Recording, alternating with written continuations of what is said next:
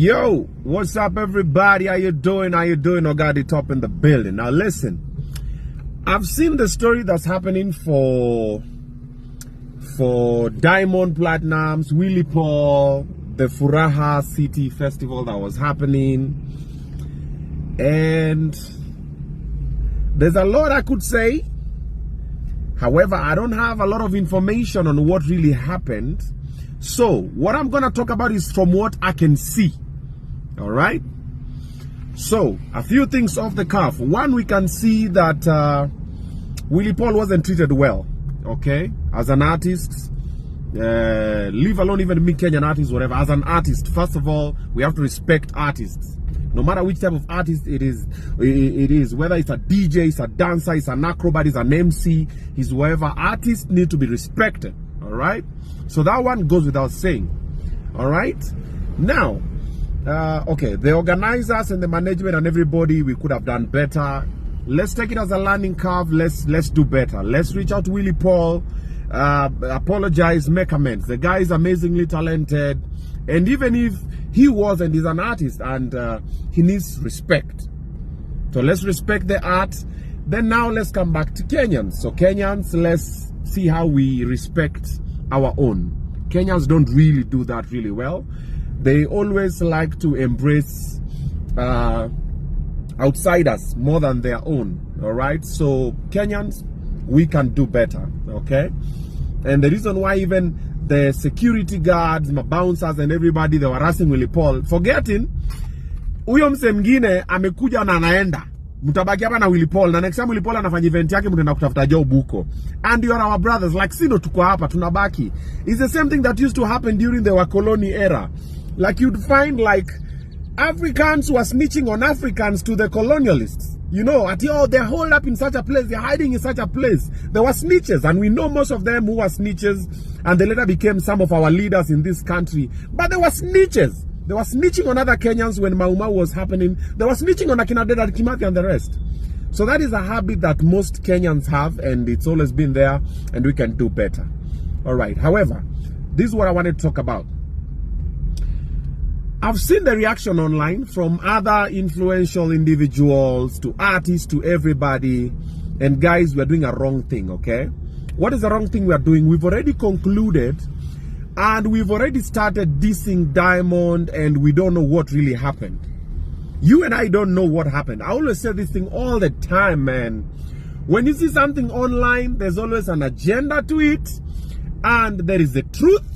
Then there is the side of the story of the person who's talking, and then there's the side of the story of the other person who is not talking. And even if they talk, they might as well just say the side of the story that fits their agenda. We don't know the truth. Even Willy Paul doesn't know why what was happening. Or maybe he knows. We don't know. Maybe Diamond doesn't even know what has happened. Maybe the truth of the story was the guy wasn't paid. Well, they agreed. I've seen it happen in Mombasa. There's a time I used to work at QFM. Then QFM called Diamond to perform in Mombasa. And when he got there, he couldn't perform because they had not given him the money that he wanted. So when they managed to get the money that he wanted, wakampelekea kwa room yake, akasema, tulikuwa nimeelewana dola. Lakini Kenya shillings, wanaambia hapana, si ndio hii imefika nini? Hapana, tulikuwa nimeelewana dola. Do you know Akina Otoyo, Ron Clifford did, and everybody, ask them, they can corroborate this story.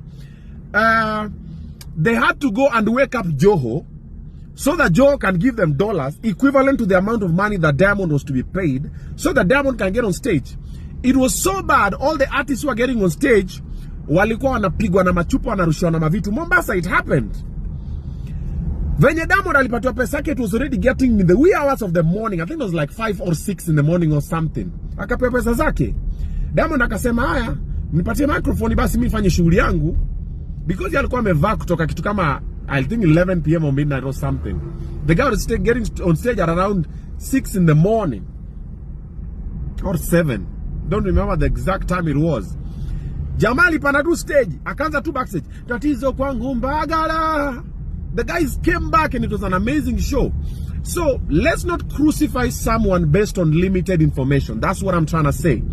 We don't know why Diamond did not perform. We have no idea. But Diamond knows. The organizers of the event know. They might not talk about it because maybe there was a misunderstanding here and there. Personally, I don't really think he didn't perform just because Willy Paul performed before him. No. I don't know. Willy Paul is my boy. I'm #1 Willy Paul fan. I've said it 1,000,001 times to him, to my fans on my platform, everywhere. Willy Paul, amazingly talented guy.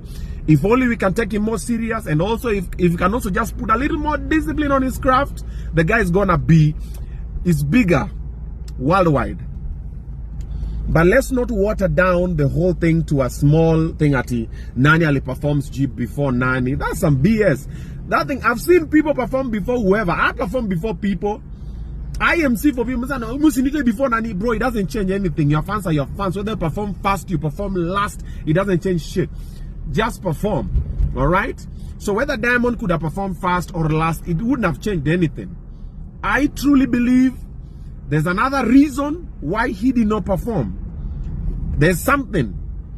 And I believe also there's another reason why all the altercation happened. I've seen it. It's happened before to Timmy Tidat as well.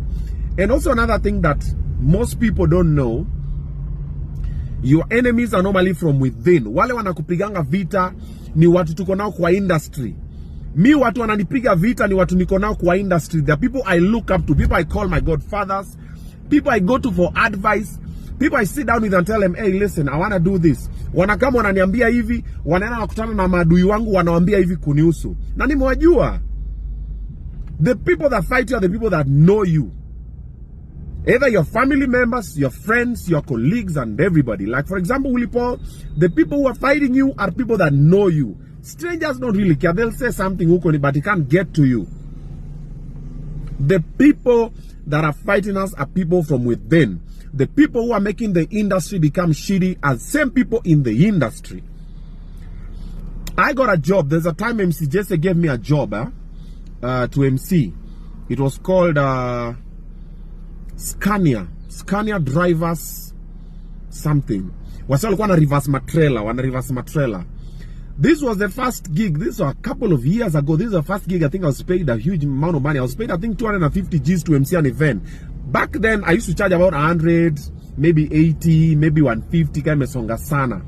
Corporates were like 150, 100. This was a couple of years ago. I was called by Trevor Ombija. Then I was called by MC Jesse. And they recommended, and I was given this job. I was paid 250 G's.